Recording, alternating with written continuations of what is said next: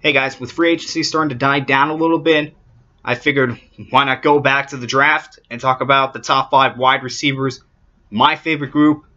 And Mike Bannock, he just came out with a new top 5. He's got 6 receivers in the top 5. A little weird, but he's got 2 at the number 5 position.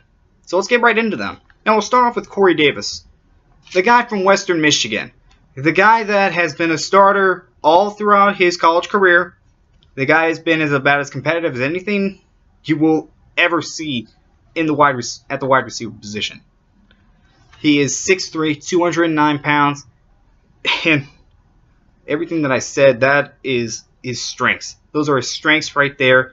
This guy, really, he didn't do a lot wrong in his time at Western Michigan. There's a reason he's thought of as the number 1 wide receiver in this draft. And I think he's a top 10 pick.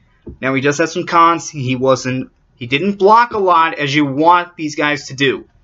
A lot of these guys, they play in spread systems where they're throwing a lot, so they're not really as proven blockers as you want them to be. They don't really block as much as you'd like to see them do. So we don't know if he can block or not. And he does have a little issue with his hands. He did drop 16 passes in his last 3 years at Western Michigan. That's something to keep an eye on. But I think he's a top 10 pick. I think he's going to be a really good receiver in this league.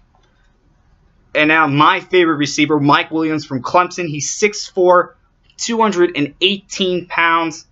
This guy has great hands. You want to see how good his hands are? Watch the national championship game.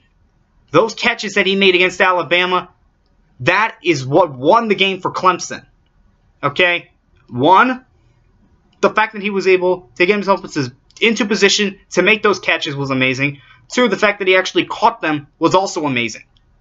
Okay, those were big catches that he made at crucial moments in the game. He's a height-weight speed guy that can catch. You do not see a lot of them around the NFL. You really don't.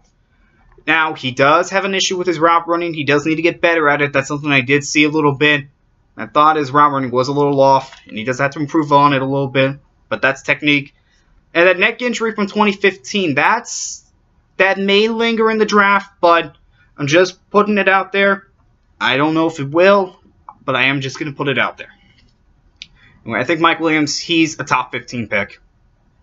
No doubt about it, he's a top 15 pick. And now we're going to go from 2 guys that are, well, let's face it, big receivers, to a guy that is a smaller guy, John Ross. You know, the guy that ran the 4.22. You know, the very fast receiver from Washington that just did things that you just don't see.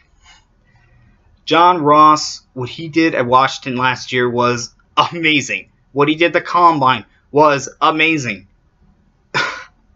And he does have solid hands. And he has torn his ACL a few times.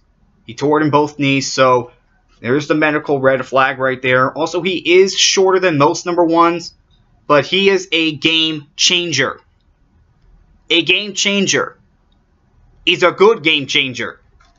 You know, you don't see a lot of these receivers that you are seeing. You don't see a lot of Corey Davises or Mike Williams or John Rosses in these drafts. You don't see a guy from a small school that's thought of as one of the best prospects in the draft.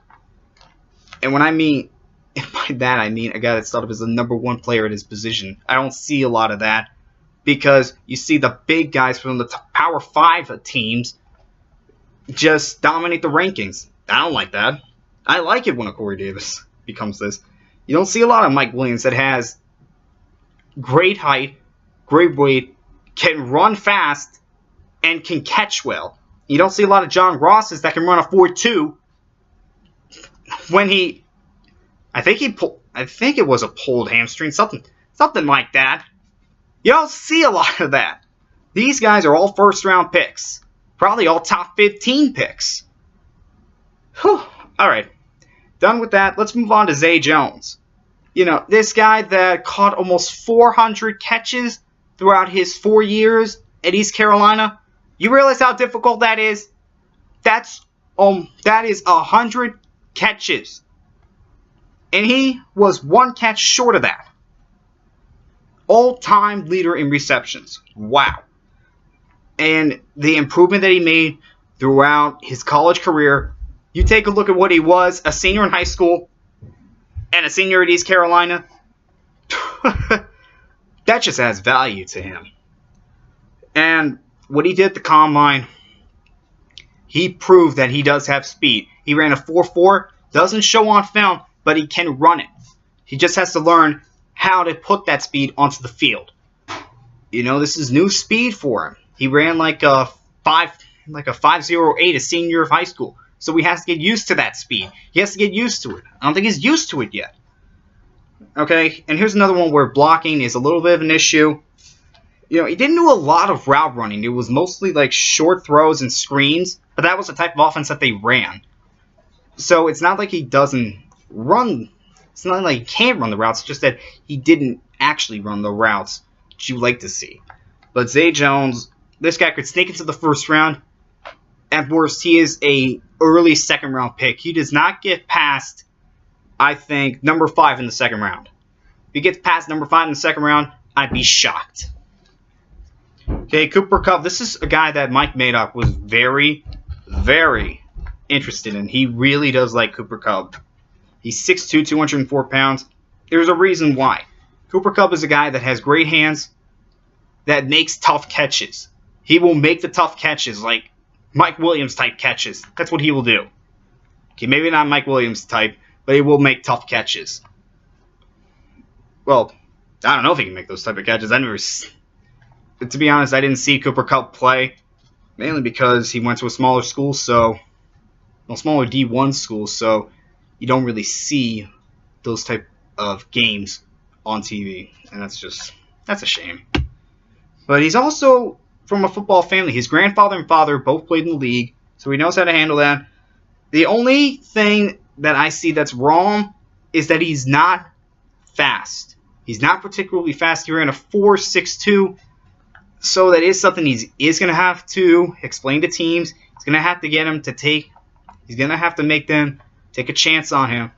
But Cooper Kupp, he's a guy you can just rely on every single week. That's what he is. Okay, Juju Smith. I'm not even going to try to say the name. Well, actually, I am, but I'm sorry if I mispronounce his. Schwester? Or. I swear, I just saw how to pronounce his name. You know, I'm not going to kill myself over this. But he's 6'1", 215 pounds. He's another guy that's competitive. He's a blocker. He has great yards after the catch, and he plays to his size too. You don't see a lot of that. You know, guys that are. Well, he's not as big as others, but he is a little big, and he will play to that size. He will play like a 6'1" receiver. All right, now he's got average speed. He ran a 4.52 at the Combine, and the route running needs to be worked on a little bit. Here's another guy that's got to be a solid receiver.